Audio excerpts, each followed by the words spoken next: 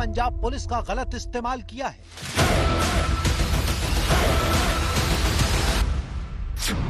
क्या तेजिंदर बग्गा की गिरफ्तारी केजरीवाल के कहने पर हुई है? क्या पंजाब पुलिस केजरीवाल के इशारे पर काम कर रही है? क्या बदला लेने के लिए केजरीवाल ने बग्गा को गिरफ्तार कराया? क्या पंजाब पुलिस हाथ में आते ही केजरीवाल उसका फायदा उठा रहे हैं? तेजिंदर पाल सिंह बग्गा की गिरफ्तारी को लेकर दिल्ली में सियासी बवंडर उठ चुका है।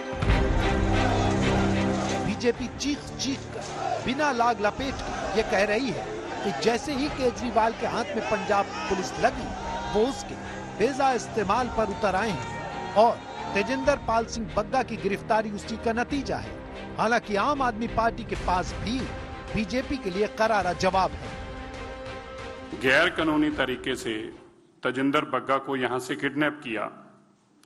अरविंद केजरीवाल, जो कि कुछ दिन पहले ही अपने वीडियो के अंदर एक बात कह रहे हैं कि मुझे पुलिस मिल लेने दो, पुलिस एक बार मेरे हाथ में आ जाए तो इन लोगों को, 2-4 लोगों को जेल में बंद करूंगा तो इनका दिमाग ठीक हो जाएगा। ये अरविंद केजरीवाल की स्टेटमेंट है। जब उससे पूछा गया कि आपके प्रति ये जो आप बोल रहे हैं ये झूठ है और ऐसे ट्वीट किए गए हैं, तो इसके जवाब में मैंने कहा कि मेरे को पुलिस मिल लेने दो। मैं आपको यह भी याद कराना चाहता हूं, अरविंद केजरीवाल किस तरीके वेंडेटा रखते हैं, किस तरीके बदलाखोरी में काम करते हैं। जब उनके पास पुलिस नहीं थी तो उन्होंने अपने एमएलओ से अपने ही चीफ सेक्रेटरी को अपने ही घर बुलाकर पिटवाया। जो आदमी अपने चीफ सेक्रेटरी को अपने घर बुलाकर, एक पढ़ा लिखा मुख्यमंत्री जो अपने आप को बताता है, पिटवा सकता है, आप उससे कल्पना करें कि पुलिस का इस्तेमाल और दुरुपयोग को किस कदर कर रहा होगा। पंजाब पुलिस पूरा प्रोसेस फॉलो करके दिल्ली पुलिस को इन्फॉर्म करने जाती है और भारतीय जनता पार्टी की, अमित शाह जी की दिल्ली पुलिस एक गुंडे को बचाने के लिए गैर कानूनी तरीके से पंजाब पुलिस को बंधक बना लेती है। आज सुबह पंजाब पुलिस तेजिंदर बग्गा को अरेस्ट करके जब पंजाब में मजिस्ट्रेट के सामने पेश होने के लिए अरेस्ट करके लेके जाती है, तो फिर से गैर कानूनी रूप से हरियाणा की पुलिस को इस्तेमाल किया जाता है और पंजाब की पुलिस को रोक दिया जाता है।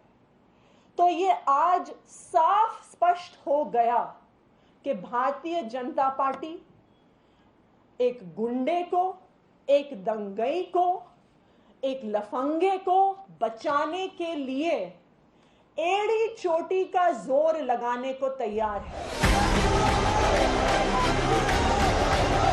इन तस्वीरों को देखिए, बीजेपी के कार्यकर्ता दिल्ली में केजरीवाल के खिलाफ विरोध प्रदर्शन कर रहे हैं।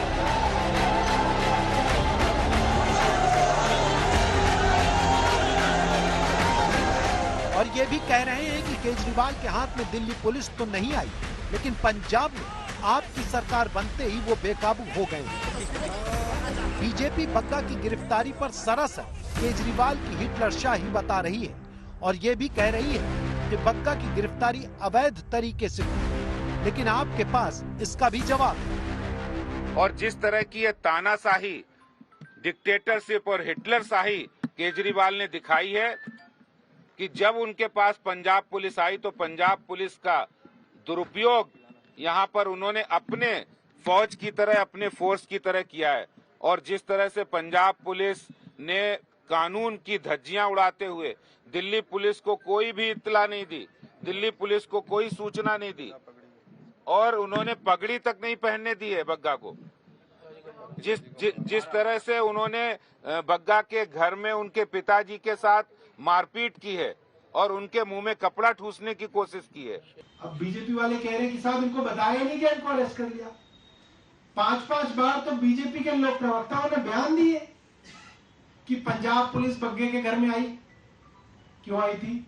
इनका कोई फिल्म का ऑडिशन करने आई थी, इनको संबंध देने आई थी, इनको संबंध दिया गया। उसके बावजूद जो है इन्होंने इन्वेस्टिगेशन ज्वाइन नहीं की। 5 बार इनको संबंध दिए गए, इन्होंने इन्वेस्टिगेशन को ज्वाइन नहीं किया। लिहाजा पुलिस ने इनको अरेस्ट किया है। और मैं ये बताना चाहता हूं कि पंजाब पुलिस पूरी तरीके से निष्पक्ष होकर इसके ऊपर कार्रवाई कर रही है। अगर इनके पक्ष में जरा सी भी गुंजाइश होती तो ये लोअर कोर्ट गए, हाई कोर्ट तक होके आ गए, एंटीसिपेटरी बेल की कोशिश की, अरेस्ट रुकवाने की कोशिश की। इनको किसी कोर्ट के अंदर कोई राहत नहीं मिली। बग्गा पर फिल्म कश्मीर फाइल्स को लेकर दिल्ली के सीएम अरविंद केजरीवाल पर विवादित टिप्पणी करने का आरोप है।